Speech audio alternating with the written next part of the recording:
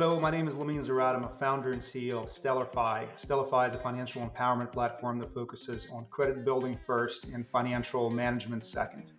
We just raised a Series A round, raised $15 million. Hey everyone, thanks for tuning in and welcome to the Fundraising Debrief, the podcast where we share the real stories behind successful founders and their recent VC financing rounds. My name is Vlad Kazaku and I will be your host today as we interview Lamine Zarrad. This is a very insightful episode with a three-time founder who raised several rounds of capital, minted one of the few Austin unicorns, and successfully exited his previous startup via M&A. For more information about running a successful fundraise, including show notes, highlight clips, and exclusive scenes, follow us on Twitter and Instagram at The Fundraising Debrief, as well as on our website at thefundraisingdebrief.com. This episode is brought to you by Flowly, the number one choice for secure deck sharing and fundraising automation used by thousands of founders from 50 plus different countries. Now, let's dive right in.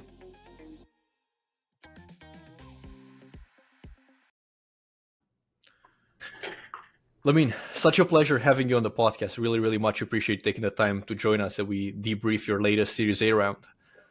Thank you for having me. Very happy to be here. I think there's a lot to unpack from your journey, and I love when we get the chance to interview people who've been through the fundraising sprint several times, because they definitely have some interesting stories to tell, not just from the latest round, but also from some of the previous round. So for everybody who doesn't yet know what you do at StellarFi, can you give us the quick rundown on what the company is? Yeah, so at StellarFi, we're rebuilding the credit bureau from ground up. We believe that the credit process as a paradigm is outdated. It's based on probabilistic models, based on predictive analytics and data that sort of feeds them. And we think that credit as it's done today should rely more on transparency and access. In other words, people's money is readily available and people are willing to share it in exchange for capital, right? In exchange for access to more money, so to speak, usually loans and credit cards. And that is a much more accurate way to anticipate whether the person is going to be a good borrower or not a good borrower versus looking at some of the history. I'm not saying history is bad, but we think that this is the best way to do it. And that's what we started. So we are partnering with the bureaus. We're not adversarial in any way, shape, or form. We help our customers link all of their bills and their bank accounts, which is very important to pay those bills. We help them then pay those bills. And then we, of course, analyze their financial health as we do it. And ultimately, we help them build their credit, the traditional side of the credit. And while we're doing that, we're also connecting them with offers that they couldn't qualify for outside of our system. These are home loans, car loans, whatever, personal loans, debt relief of sorts, and all kinds of different things. Fantastic. And I like the fact that it has a very clear social impact into generating overall more equity in the credit space for those individuals who may not necessarily, as you said, qualify for some of the offers that you're now able to qualify them for. That's right. Yeah, definitely an element of social impact. Even when we think about our problem that we're solving, it's truly a policy problem. We think in the United States, and to an extent in most developing Western countries, there's a similar set of impediments for people to access credit. Most Western economies, but US specifically, is grounded in consumer credit. It's truly built. Consumer credit is the hub of the hub and spoke model. Virtually everything revolves around American consumers' ability to buy stuff by borrowing money. And what's interesting, a very large portion of those consumers get cycled out constantly. And when you think about a flywheel or any system that has a degree of like self-perpetuation, when you start losing energy, right, entropy occurs, the system becomes weaker and moves slower. And so we are identifying this deficiency, a systemic deficiency that hasn't been addressed by policy, and the tech has its room in this case. I feel always the philosophical question is, will the public officials be able to change it, or the private sector be able to make a larger impact? And yeah. I feel like you as well as I, as a fellow immigrant, have quite been shocked by the reliance of the American society on credit and the fact that everything is built around it. So it's very interesting to bring that perspective into building this company. Yeah, thanks for saying that. I think as an immigrant, I have a really unique vantage point into the problem because I can compare and contrast it, especially in immigrant. I live in multiple different countries. I do think that this is a good system. I think every system could use maintenance and tweaking and upgrades. And I think our system is way overdue for a series of upgrades. And I think public policy, like I said, has its role. But the public policy machine is so slow, right? It's a Titanic.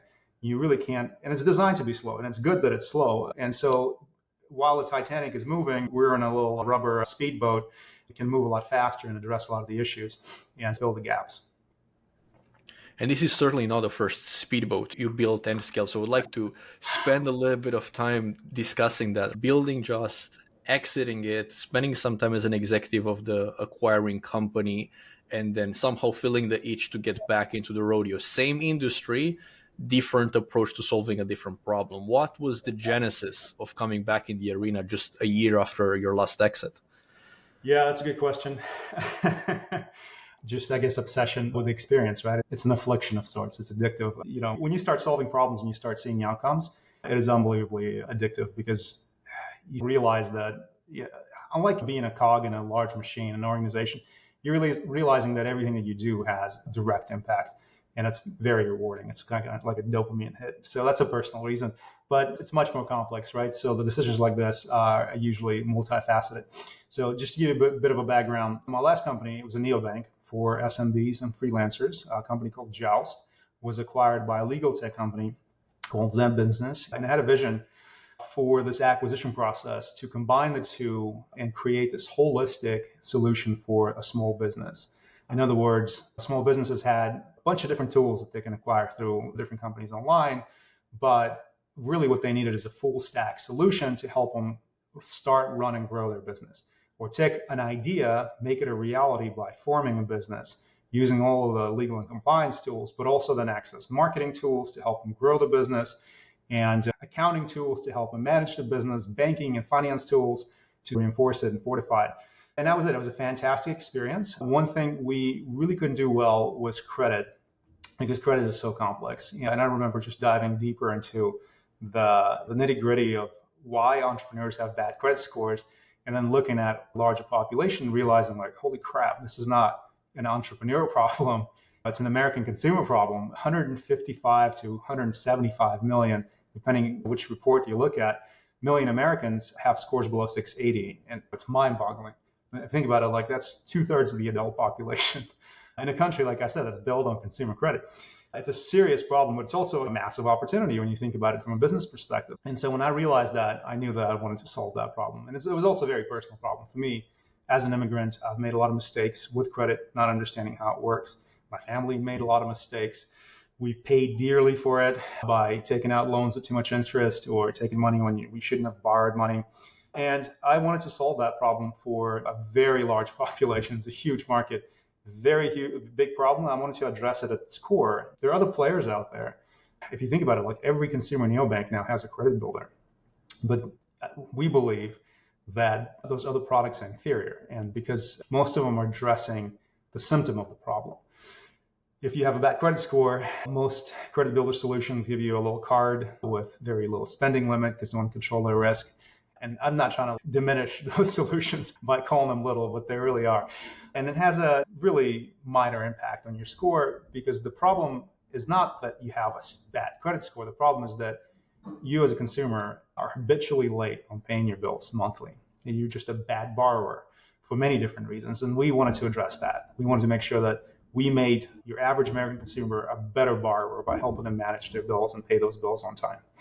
It's a very clear market, and I feel a lot of people agree not only that it's a great business problem to solve, but also that you're the right person to solve this, right? You were able to raise quite a significant amount of money, about a seed and a Series A, from some notable investors that want to place a bet that you're the right person to solve that, right? Or at least go as far as you can possibly go to solve this. So I wanted to start our fundraising debrief and understand a little bit better of your fundraising journey with StellarFi specifically. And first of all, just to get an understanding, what was the motivation behind raising your Series A right now, just 1 year after raising a quite substantial seed in 2022? Yeah, it's a great question. There are a couple of reasons. Once again, it's a really complex problem solution here when it comes to sets. We were fortunate enough to strike product market fit very fast as a company. And the second we realized that, hey, this thing is working, people are buying it, they're willing to part with their money and not leave us, right? Use us for an extended period of time. We realized that we need more capital, to put it simply. We were not quite in hyper growth mode yet because we had a lot of controls and a lot of really tight screws. And we wanted to make sure that we knew that if we were to pour more capital at this problem, the whole thing wasn't going to fall apart. And so we tested this out and we ran it for almost a year and realized that, hey, this thing is intact, it's working, and it just needs more capital to grow.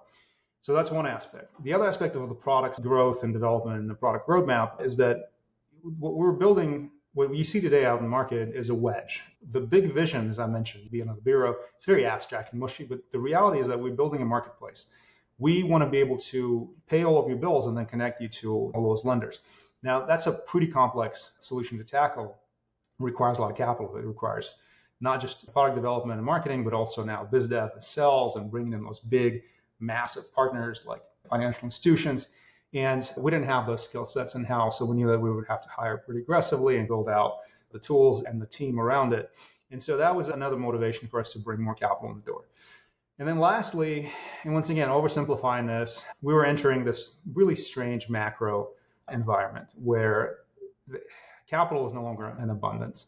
And I've lived through this before. And frankly, having capital in the door, a war chest of sorts, is good. There are many different ways to look at it. And if you go on Twitter, for example, I think every entrepreneur has its own opinion in terms of how much capital you should take. But ultimately, and I can tell you this as a repeat entrepreneur, having capital is better than not having access to money. And I think everyone would agree with that. And so we wanted to make sure that we had enough in the tank to really outlive any of the downturn that was faced as a company and as a sector. And I think it's worth spending just a little bit of time on the macroeconomic context and putting this in context with the fact that a lot of your seed investors participated in the Series A. I think you mentioned in one of the interviews that actually all your seed investors participated in the Series A. So how have you really seen the macro environment play out in these countries, if at all, outside of just setting to raise a larger round? Have you seen some of the slowdown in capital allocation actually happening in your round? Yes, without a doubt. So I think every founder has a different approach to fundraising. And that approach, by the way, should evolve with the company. And there are many, many different components to it. Mine is very similar to a sales process. I build a funnel and then I work through that funnel. And of course, the funnel then converts lower and lower and lower as you go down. And you eventually end up with your cap table of investors who actually invested in you. So I start with a pretty wide net. And obviously for seed, it's a must. No matter whether you're a repeat founder and you have a reputation or not, you have to talk to a bunch of different people. It's a great learning process. With Series A, you have to be a lot more focused, but you should still drive a lot of interest. And that's what we did. The difference between this round and any other round of funding that I've raised is that there was no shortage of interest. A lot of investors. I think the last 10 years of just exuberance and venture capital created a lot of VC firms. A lot of them were like brand spanking new. Like I've never heard of them, but here they are. They have a bunch of investments over the past 2 years and they were interested. And what was interesting though, is that despite the volume, not a lot of them were making any moves at all.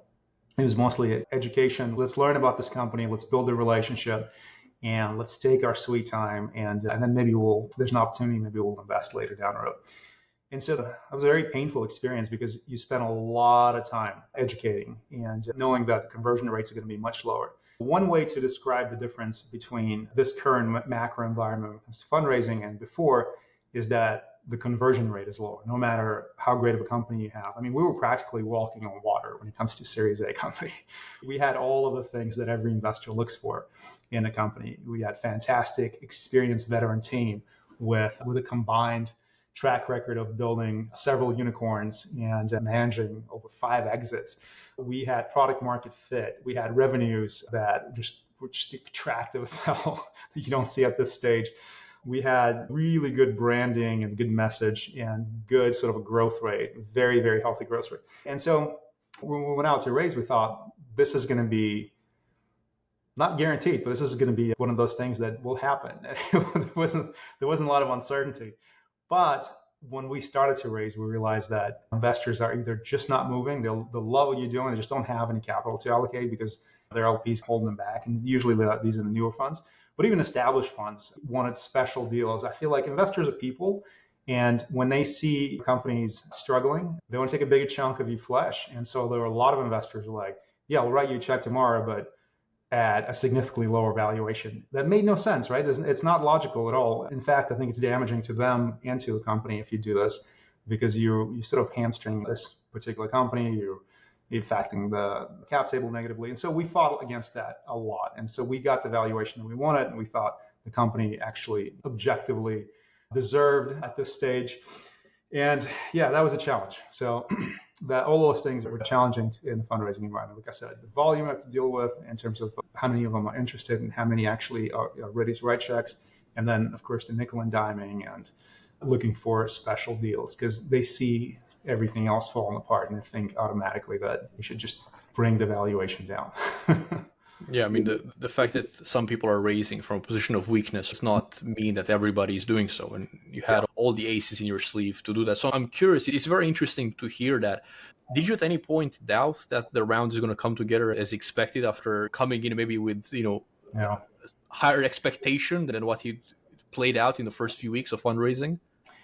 Yeah, I would be lying if I said that I had absolutely no. I mean, that'd be crazy, either just completely insane or a liar. Yes, I doubted many times. I thought, crap, well, maybe we shouldn't do the round now because I really don't want to devalue this company and give away a big chunk of flesh. Maybe we should just do an extension with existing investors. And we had people who advised us to do this. We had folks who said, just raise another 7 million and wait it out, come back in 12 months. And we weighed all those options out.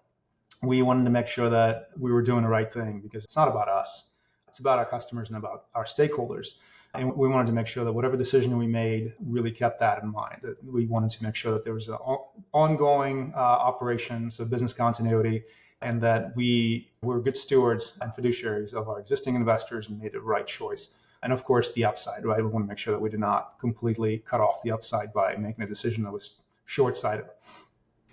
Absolutely. You definitely get the people who are, let's say, dragging their feet and all that we just discussed earlier about people maybe being slower to make decisions, having certain constraints that maybe a year or two ago they didn't have.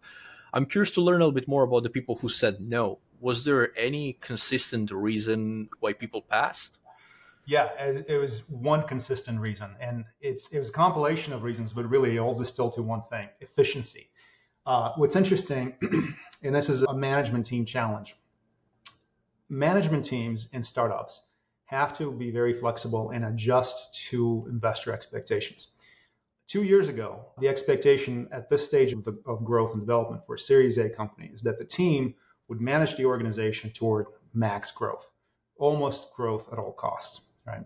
Now, caveats, ton of caveats there. Like obviously you have to think about the business. This business has to make sense. And you have to have a very clear line of sight in terms of gaining some efficiencies. But by Series A, no one would ever judge you based on whether you're efficient as a business or not. And everyone would judge you on growth. And we optimized that. We knew that we were entering a time where efficiency was anticipated. This efficiency would be a major part of the conversation. But we did not anticipate to what extent it would be important to investors. The people who said no to us because they wanted to see a business Series A level operating like a Series C company, where we worked out all the kinks, profitability was just around the corner, and still have growth, right? So like have your cake and eat it too. And what's fascinating to me, like I put myself in investor shoes. I'm an LP in a fund. I'm empathetic and I try to understand their position. And I totally get it. Obviously, the perfect world, you want a company that's super, super efficient, has wide margins, and maybe even profitable or close to profitable, and also is growing fast. But those levers are incongruent sometimes at this stage. A smart investor understands that there are stages to growth. Each organization follows an adoption curve, right? And when you move along this adoption curve, the dynamic changes. And you have to prioritize certain things, like growth is so important at this stage. Brand development is very important along with growth. And efficiency is important, but not as important. And you have to say, okay, is there a clear line of sight? Are there levers that you can tweak if you absolutely have to make it super efficient? You don't have to have them now. And if you have them, then by all means, this is great. That wasn't part of the investor calculus for folks who said no. A lot of them were just like, we want all this and we want a mature operation and we want you to continue growing crazy. And it was one of those things that we had to pick our battles.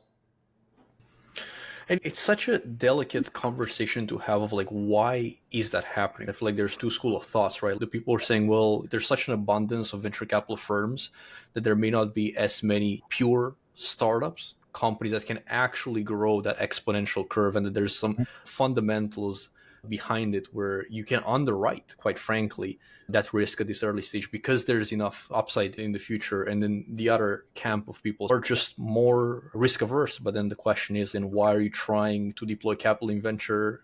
Because that may not really be the industry of choice for a risk averse investor.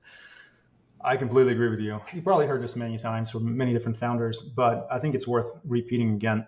I think there were many VCs that were created in the time of abundance, and they had very different priorities then and a different perspective.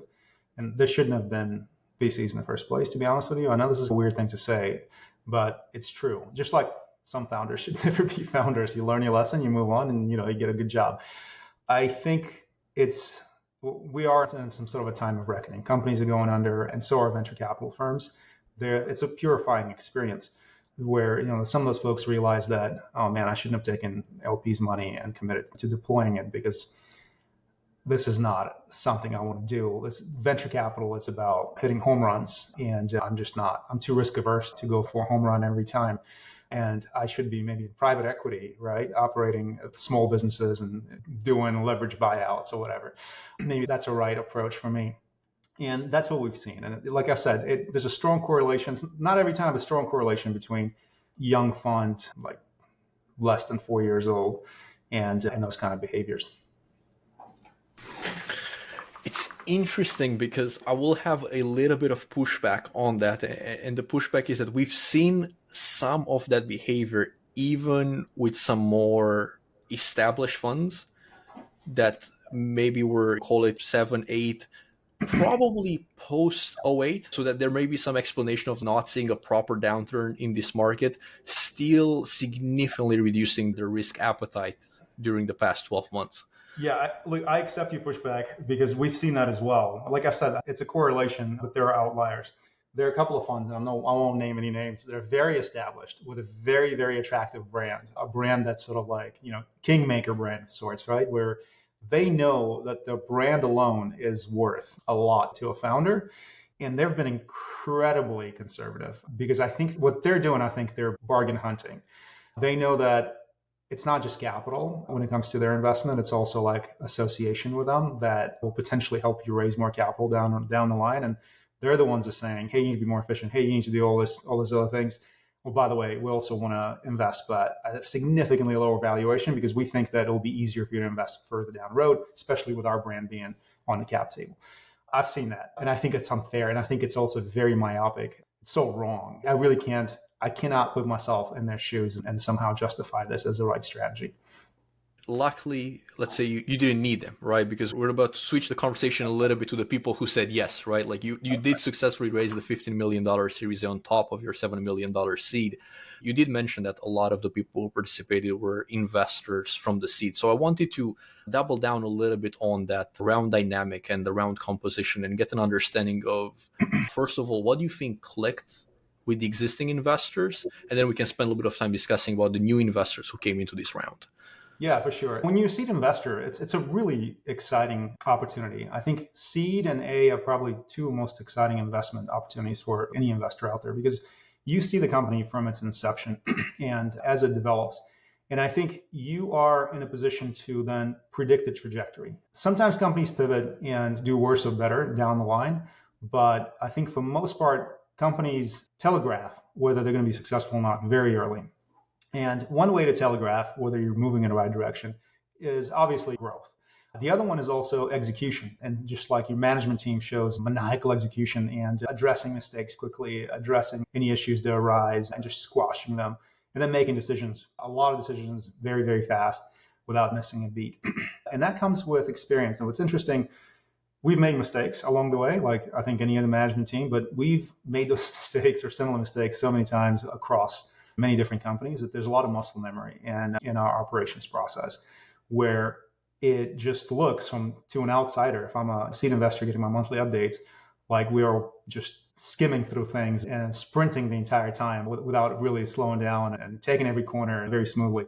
And so this is why I think everyone reinvested. They just saw that these guys got the product out the door in 7 months. They started to grow very aggressively right away. They hit their 1 million ARR in just a couple of months. The growth has been steady. And despite the fact that there are setbacks that they shared with us, they figured out solutions to those setbacks really fast. And I'm not just patting myself and the team in the back here, but just illustrating a perspective that a seed investor would have. And so by the time we went out and said, hey, we want to bring in more capital, they understood the macro dynamics, they understood a need for capital, and they wanted to participate more. They basically said that we think that we de-risk this with an initial investment, and now at this stage, it's even further de-risked as an operation. Why not top it off, right? And it makes perfect sense at this point. And I think it's interesting to pause for a second and double down on something that you mentioned around keeping the people up to date with the things that go going right and the things that are going wrong. Because someone can listen to this and say, well, of course it was easy for him, right? Every green flag happened. We don't realize that every green flag was its own sprint and mountain to climb, right? What's your perspective around the frequency and the quantity of transparency and communication with the existing investor base, not necessarily in preparation for a new round, but just in general? What was your process around keeping everybody engaged? Yeah, so my approach and philosophy to communications is transparency. I want to be as transparent as I possibly can, but you have to strike a balance, and it's an art more so than science. The balance is always in what you communicate and when you communicate it. I want to communicate all the things, but I also know that a person on the other end of that email is busy, has many different other obligations, probably won't retain, but maybe 20, 15% of what I'm communicating. So I'm selectively prioritizing the things that I want them to process. And it's usually related to, hey, this is what went wrong. This is how we addressed it. We need to fix this still. Can you help? It's usually kind of a call to action oriented because I want to deploy them as resources. When we bring on investors, I think of them in my head as employees. I always think about, it's not just capital. It's always, what can you do for me besides capital? What can you do for this company? What kind of support can you provide? And yes, when you don't have the luxury, you take the capital, right? You always prioritize the money as a founder. But when you do have the luxury of capital, you think about, hey, this person is great at marketing and they have fantastic ideas. We hit a wall here with marketing. Do you know any solutions? Do you know anyone who can help us, right? Kind of thing. But this person has a massive recruiting network. So if we need to hire someone, we can tap this person. So that's kind of like the way I do it. I trickle in all of the information. I just prioritize things that are most constructive and valuable to the organization versus saying, regurgitating all of the crap that happened over the past 30 days. Here you go, enjoy it. Or sugarcoating things. I think that's really counterproductive too. And I got to tell you, I used to do that. My very first company, I'm like, I want to present the best stuff. I felt insecure about what we were doing. I felt insecure about every single mistake. I don't feel insecure about mistakes anymore because they're part of the process. I always list our challenges. And my format is this: the quick digest. This is all of that stuff that happened, updates. A lot of them are exciting. Then I go into details of some of the challenges and usually very quantitative, heavy analysis. Then I list the challenges again and with our solutions to those challenges, and then requests, like you can help me with this and you can help me with that. And that's it. And that's really a very simple, very clear way. That way they can quickly absorb it. And if they have nothing to add, they just say thank you and move on, or contribute something to it. And I have to ask, because it's always an interesting answer coming out of this question, positive and negative surprises of asks for help or opinions, preconceived notions about people coming to the round, accepting the capital and what they can provide versus what they end up providing later. Yeah. Anything learned at this or the previous company would be a good sound of advice for someone starting on this journey. For sure. Once again, when you're starting on a journey, you don't have the luxury. I was there, right? You just take the money. And you should always take the money. That's the priority, number one. And I don't care what anyone says. When you do have the luxury, what I did in the last two fundraisers for StellarFi, I vetted those investors through references, either other investors or founders. If you can get your hands on a founder who dealt with this particular investor, that's the best thing, because they'll give you all of the insight. Is this person actually going to help you, or are they all talk and then they're going to check out? Or are they going to be like hovering over your shoulder, wanting to see every micro detail of what happened and not really help? There's so many different things that sort of manifest themselves right after the investment happens. I think my cap table is fantastic. I know this is a public broadcast, but I do believe that no one's perfect, and we have people who are not perfect. But generally speaking, it's a fantastic cap table. Everyone on it either supports us through making introductions or doing stuff that we need, or stays out of the way, right? And saying that you guys got this.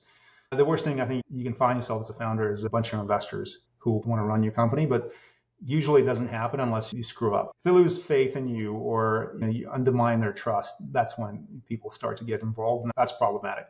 It's just think of it from a management perspective. It's like hiring employees who you no longer trust, and then you try to do their job, and you might as well fire those employees.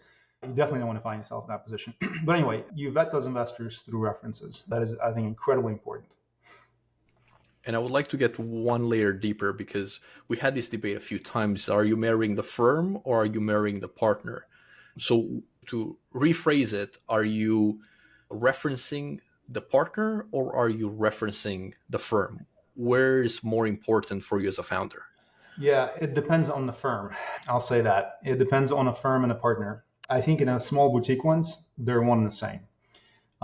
It's always a human in that transaction, right?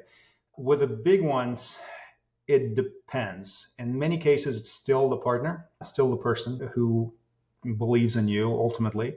But in some cases, you have access to the firm's resources where the partner is usually junior, and it happens with bigger names. If you have someone who's on a junior side, maybe a brand new partner, but has access to all of those resources, and they're just basically the gateway to all the goodies that the firm has to offer. And hopefully they're cooperating because you can then ask them for things and they usually just make introductions instead of facilitating the services. I do want to say one thing, and I heard you say marrying. I have an allergic reaction to that expression because I think it's a wrong way of looking at a relationship between a founder and an investor. It's not a marriage. Marriage or family, they're not good analogies in this case because when you have a family, you, and I don't know about you, but family members have varying degrees of contribution. And a lot of times we drag them along, no matter whether it should be there or not. In high performance type of relationships like special forces, professional sports, and venture capital, it needs to be best person doing this job, right? So to me, it's more like a wartime alliance. If you form a guerrilla unit because you're rebelling against your local government, you got to go find some investors, right, to support that guerrilla unit. And that's the relation. That's how I see it. This is someone who believes in your cause, someone who's willing to front you the cash to get out there and do some serious damage. And they're going to support you, and they're going to support you because they're part of this conflict with you now. They're involved, whether they have their hands dirty or not. That's how I see it. And this may not be the most eloquent and clean way of expressing it, but it hits home every time. And it eliminates this weird family dynamic. It's not family. And if you don't do your job, they can certainly walk away from you. Family doesn't walk away from you, right? Family's, yeah, you did okay, but we still love you. That is a very interesting take. It may have been the hottest take of the interview, this wartime alliance, but I really like it because it also signifies the holding hands against the common enemy or the common goal. And the reality is that you would most likely want people who are willing to fight and have the same determination to fight and see you as an equal partner in that fight rather than, as you mentioned, someone that you can just drag along. Mm-hmm. Although there's many examples where that drag along does happen, and which I think was that the common wisdom of marriage kind of came to be maybe from mistakes that people made in the past that resulted in this shared wisdom. Yeah. But speaking of wisdom, I do very much want to ask about the differences in your stages of learning, right, between StellarFi, Joust. At what point did you truly gain what you would consider now the complete framework, the complete playbook on how to approach fundraising? Yeah, I don't think I have a complete playbook. I got to be honest with you. I don't think anyone does. Mm-hmm. It's an evolving kind of a process with every new development. SVB failing or crypto's not being a thing. You adapt to it and you start thinking about what's important to investors, what's important to their LPs as well. You have to think 2 layers up. Once again, it's people, right? And it's people management. Those investors are not like Greek deities that sort of just exist there in the ether that you have to make sacrifices to and hope that it'll give you something in return. They're people just like you, and many of them are entrepreneurs as well. And so they went to someone and they raised money from someone. And so they had to sell a story to somebody. What is that story? Once you understand that story, you start to fill the blanks in your own playbook. And so your playbook is always ad libs. I don't know if you're familiar with it. Ad libs is this game where you have a sentence that's missing words and you fill those words. And sometimes those words can change the meaning of the sentence. That's essentially your fundraising playbook. You should have a framework. There are certain things that are constant in the process. For example, introductions. warm introductions always beat a cold email. So that's part of that framework. But then in this environment, for example, a warm introduction may not be good enough and you have to have something else added to it. Does that make sense? It does. And I would still want to get from you a answer to what did you think was, let's say, one of the mistakes in Joust that you clearly did not see repeated in StellarFi?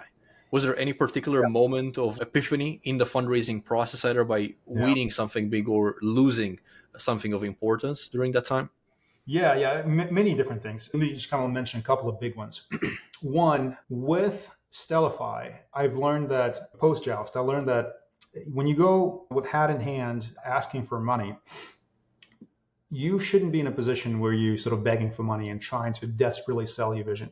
You should be in a position where you're saying, hey, I have this thing that's working. It doesn't have to be out completely built. You don't even have to have clients, but you have to have enough evidence to say, this isn't just not my vision. I'm selling you some crazy story here. This thing is working, and I have data why it will continue working and where it's headed. That's probably one of my biggest takeaways. And I know it's harder to execute sometimes, but the truth is you don't have to build a product. You can build a prototype. And if the prototype has legs, you are now in a very different negotiating position when you are raising. And so the mindset changes from, please give me some money because I have this thing that I think will work, to, hey, this is a good opportunity. I am personally investing my time and resources in this, and everyone around me has invested their time and resources in this. This could be a good opportunity for you as well. We may take you on for this ride. So that's a very, very important differentiation versus, oh my God, please, I need help. The other one, I think I learned that fundraising process has to be ran like a sales process. It is a relationship business, but you have to start thinking about conversion rates and funnels. You have to think about, who do you talk to first, right? Is this a right early investor to discuss this with? For example, I have my throwaways. Throwaways are the ones that, A, you don't want to invest in you, but you know they can provide you decent feedback. Or two, this is like an investor who's a friend, potentially, who you're not worried about exposing the sort of a vulnerable underbelly to them, and they'll help guide you through it. So you have to start thinking strategically about how you build that funnel. And then you manage that funnel throughout. So it's more of a quantitative approach. This time I use Trello through and through. Like before, I had spreadsheets and notes and a bunch of the crap. I got very, very organized. And frankly, I definitely attribute a lot of the success to having a very structured approach to fundraising. I feel like more people should start seeing fundraising like a structural sale process, because a lot of people that even are great at sales are not seeing the similarities between the process and therefore lacking all the structure that you mentioned and just winging it. I guess a final question that I would have for you around specifically the process, and you mentioned the warm introductions, would be your thoughts on the best paths to get warm introductions, because that is usually the most elusive concept of running a structured process. Is, who do I even get the intro from? Or who should I pick if I have 3 intro paths in? Yeah. It's a difficult question to answer clearly. So I'll give you some kind of high level responses to it, my sort of knee-jerk gut reactions.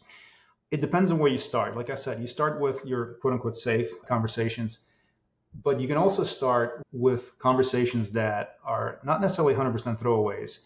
They may have a really good excuse to not invest in you. Maybe it's a fund that's a B2B and you're a B2C, right? So there's no sort of a shadow of doubt cast on you by that investor not investing in you, but they have stellar reputation among other investors. And that's where you start the conversation. You impress them, because there's very low pressure. Both parties know that investment's not going to happen. And if they like you, and if they like what you're building, they can open up their book to you and then make some warm introductions that are very important.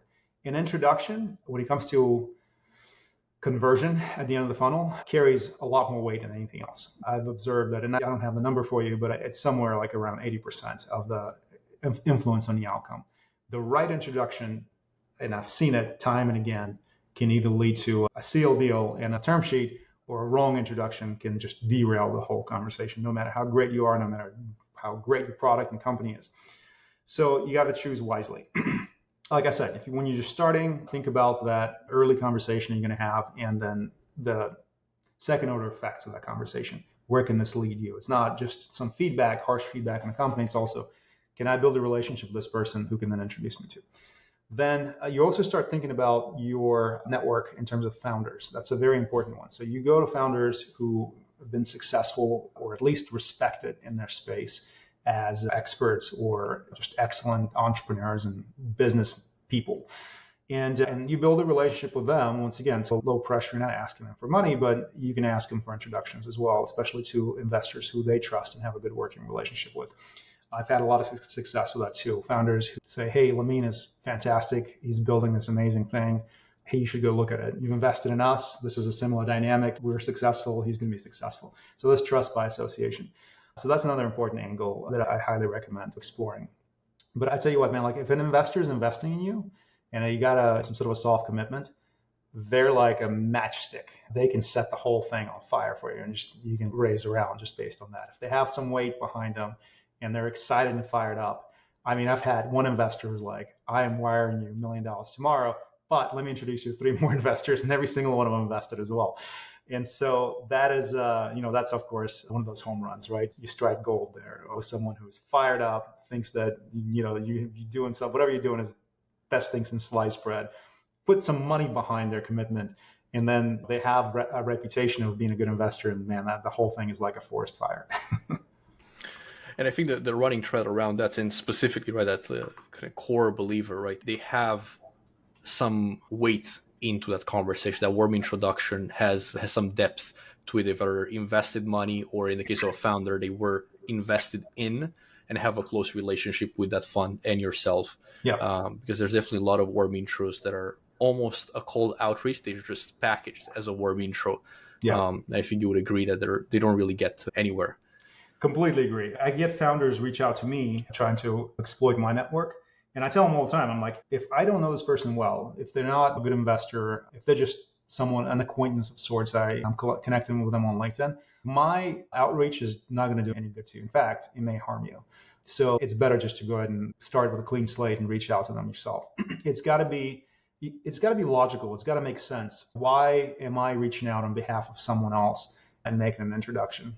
And I think every founder should think of that way too. It's not just to be, because I think a lot of us are delusional enough to think that, oh my God, what I'm doing is so freaking amazing that I just need to get in front of this person and I will convince them that I'm the one to invest. That doesn't work that way. You got to think about it. This person's looking at you and they're doubting you right away because they're thinking, I don't get this idea, or is this the right one? Is this the right person to execute this idea? And you want to completely de-risk that. And the one way to do it is associate yourself with someone who they trust, who said, this person got it. You should definitely support them. And it's human, right? It's making that connection. It's like a testimonial on your website. We got another guest on our podcast. It's just business. It's just another transaction. So try to get the right context around it. The same way you would try to sell a large enterprise client, you'd wine them and dine them and get the right introductions in and build that rapport that you're the right person for them to do business with. It really is. It's just like enterprise sales in so many different ways, except both parties are usually like crazy risk takers. And you have to manage the personalities. Indeed. This was a fantastic conversation. I do want to end it with our 2 rapid fire questions that are not fundraising related. And just really curious to hear your thoughts on this. The number one that we usually share is, who is one person that you truly look up to and why? In a business context or just in general? In general. It's interesting, man. Like I don't have a hero of sorts. I think hero worship is misguided, where I'm like, oh my God, this is the person who I want to be. I have like an arsenal of people who I look up to in specific context. For example, I'll bring up Steve Jobs a lot internally in a very specific context of like product management and building. But I don't think Steve Jobs is certainly not my hero. I think Steve Jobs is a flawed man, just like many others. If I had to commit for the sake of this discussion and say that a person who I truly look up to, I would say it would be one of the American industrialists from like the 19th century, right? I think a lot of us are obsessed with tech leaders, but really we as a society standing on another sort of a gateway to another industrial revolution. And we have to start thinking like Rockefellers and Vanderbilts, not Jobs and Musks of this world. And I respect a hell out of JP Morgan. If you ever read The House of Morgan, it's just a fascinating book. This man didn't just build a company. He didn't just build a culture around the company. He truly built a country. He built this country from ground up. I respect the hell out of Vanderbilt, another immigrant, right, that just kind of figured things out, connected this country at the time through railways and steel and building bridges. And I think of what they did and sacrifices they've made and some of the good and bad things that follow them and their reputation. I think we have to start thinking about those components. So that would be my non-answer answer. Still an answer, so it counts. Last question, the long-standing tradition of our company, and we wanted to bring this into the podcast as well, which is always end the conversation with a point of gratitude. Taking a short moment of reflection on your past, your history, both business and personal. Who is one person that you would like to say thank you for? A person you're grateful for their contributions to you and your success as we're ending this episode. Yeah, for sure. I haven't really shared my background, but I'm an immigrant, and my very first job was military in this country. I joined the Marines. And so transitioning out of the Marine Corps, I went to business school and studied both business, finance, and policy. I kind of struggled in figuring out what I wanted to do post-military. And one of the people who helped me a lot was a mentor of mine. And he is a senior executive at a bank. And I was a nobody really. And for whatever reason, he agreed to talk to me through a connection of sorts. And he helped me figure out the finance world and what I should do, which led to me finding a job in finance, which led to my sort of growth and career trajectory through both the public and private finance, and then eventually becoming an entrepreneur. So Jamie, I won't name his last name. Jamie is definitely that person. He's still a friend and a mentor. And he seeded my very first idea, which was crazy. And he gave me the money to get out there and do it.